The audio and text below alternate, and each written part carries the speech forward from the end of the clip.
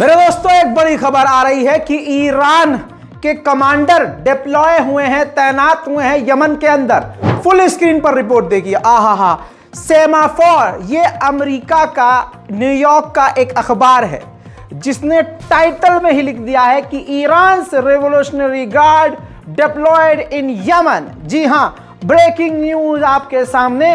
मैं ये बात आपको 4 रिपोर्ट पहले ब्रेकिंग न्यूज के तौर पर दिखा सकता था, लेकिन क्योंकि मेरे पास सोर्स नहीं था। दिक्कत तो यही है कि हम अगर कोई खबर दें और कंफर्म वो जेन्युइन होती है, लेकिन उसका प्रूफ देना पड़ता है। आदत पड़ गई है।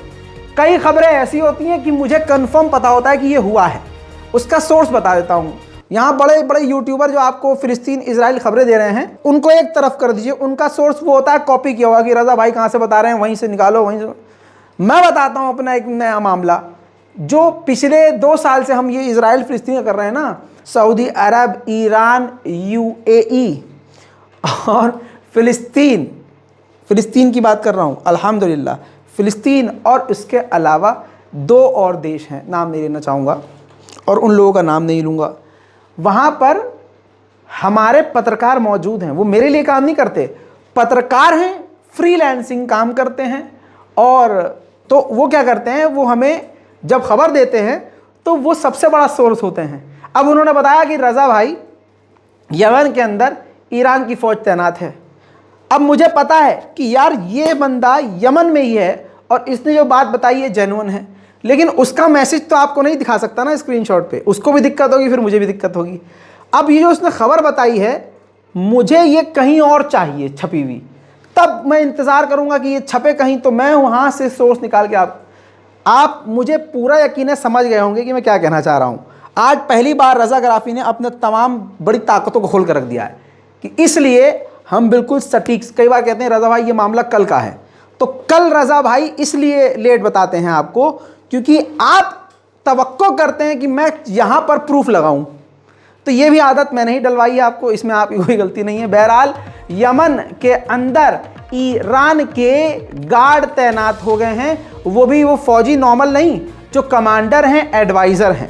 इससे अब एक बात क्लियर हो गई है कि अब मिडिल ईस्ट में बहुत तगड़ी आग लगने वाली है। उधर मेरे दोस्तों, आपको बता दूं कि WHO, दुनिया में सबसे बड़ी संस्था जो बच्चों के लिए है, उसने साफ कहा है कि पूरी दुनिया में जो जहन्नम है ना, वो गाज़ा है। तो गाज़ा में लोग जो हैं वो जहन्नम में रह रहे हैं। उधर ईरान के राष्ट्रपति ने बैलेंस करने वाला बयान देते हुए कहा कि पहली बात तो उन्होंने ये कही कि यमन फिलिस्तीन को सपोर्ट कर रहा है। यमन पूरी तरह से जो कुछ भी कर रहा है वो गाज़ा के लोगों के लिए कर रहा है और हम उसके साथ हैं। लेकिन जो ये लाल सागर में जहाज़ जा रहे हैं और उन पर हमला हो रहा है, उनको सिक्योरिटी देनी होगी और उनकी सिक्योरिटी टाइट करनी होगी। अमेरिकी सेनेटर ने फॉक्स न्यूज़ पर बैठकर कहा है कि हमने अपनी सरकार से, बाइडेन से कहा है कि ईरान को ये समझाओ कि हमले और ये मिडिल ईस्ट में आतंक बंद करे, वरना हम तुम्हारे पीछे आएंगे। यहाँ तक कि मैंने अपनी गवर्नमेंट से ये भी कहा है कि ईरान की 3-4 ऑयल फैसिलिटी पे हमला कर देना चाहिए। But to the Biden administration, when will you realize that nothing's going to change until you tell the Ayatollah, if you keep hitting us, keep going after Israel, we're coming after you. I'm not talking about invading Iran. They're a oil-rich nation. Knock out some of the refineries. मेरे दोस्तों, Iran तो पहले से ही घात लगाए बैठा है। मैं कह रहा हूं, कर दे हमला। ईरान भी भाई साहब, होता है ना, कहते हैं ना, अगर हम किसी की ताकत पर शक करते हैं या हमें अपनी ताकत पर शक होता है, तो हम कहते हैं भाई अगर वो 5 बंदे लेके आया है और लंबे चौड़े लेके आया है, वो मुझे 20 थप्पड़ मारेंगे, लेकिन मैं 2 तो मारूंगा, पिट के मारूंगा, 2 मारूंगा, मेरे 2 भारी पड़ेंगे। तो ईरान पहले से तैयार है। मैं आपको 3 दिन पहले की रिपोर्ट में बता चुका हूं कि ईरान ने नई मिसाइलें, नए ड्रोन बॉर्डर पर तैनात कर दिए हैं। उधर यूरोमेड संगठन ने रज़ा की बात को कंफर्म कर दिया है। आपके जो दिमाग में चल रहा था वो कंफर्म हो गया है। यूरोमेड ने आंकड़े बताए हैं कि 1 लाख फिलिस्तीनी यानी गाज़ा के लोग मारे गए हैं, उन्हीं में से गायब भी हैं और उन्हीं में से ऐसे हैं जिनका अभी कंफर्म नहीं है कि वो गाज़ा में किस जगह पड़े हुए हैं, मारे गए हैं, जिंदा हैं, क्या है। और उनमें हजारों की तादाद में बच्चे मारे गए हैं। यमन के हमलों की वजह से भारत पर भी एक बड़ा असर पड़ रहा है। मैं आपको बता दूं कि रिपोर्ट आ चुकी है कि यमन के खतरनाक हमलों की वजह से अब भारत को जो जहाज आ रहे थे, सामान आ रहा था, वो अब दूसरे रास्ते से आ रहा है।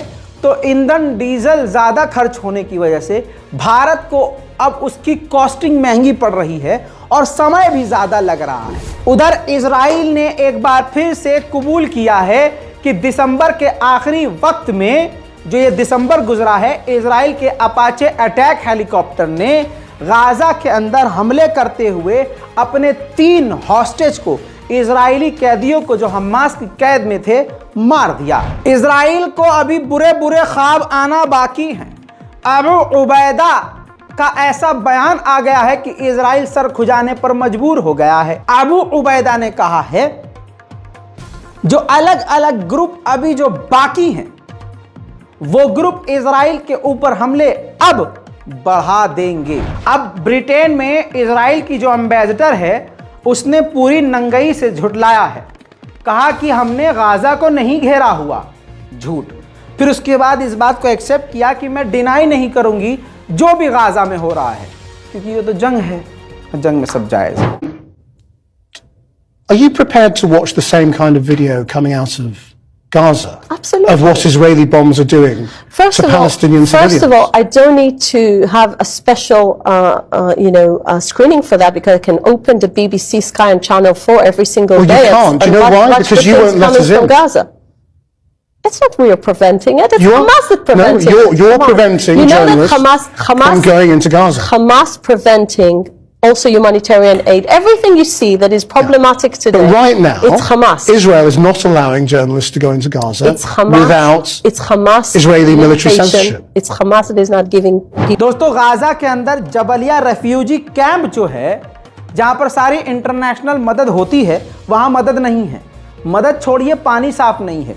जिस दिन से ये जंग शुरू हुई है, जबलिया रेफ्यूजी कैंप में पानी तक साफ नहीं पहुंच पा रहा है। वहीं गजा के अंदर अब तक 118 पत्रकारों को इजराइल शहीद कर चुका है। मेरे दोस्तों, इसके अलावा इजराइल ने अचानक से सीरिया के अलग अलग जगहों पर फिर से हमला कर दिया है। मेरे दोस्तों, अब ग्रीस भी इजराइल के खिलाफ अपने तेवर दिखाना शुरू कर चुका है। ग्रीस ने आधिकारिक तौर पर कहा है कि गाजा के लोगों को उनके मुल्क से निकालने का जो प्लान चल रहा है, हम इसको एक्सेप्ट नहीं करेंगे। गाजा के लोगों को जो तकलीफ दी जा रही है, हम ग्रीस उस तकलीफ को कम करना चाहते हैं। फिलहाल की इस रिपोर्ट में इतना ही।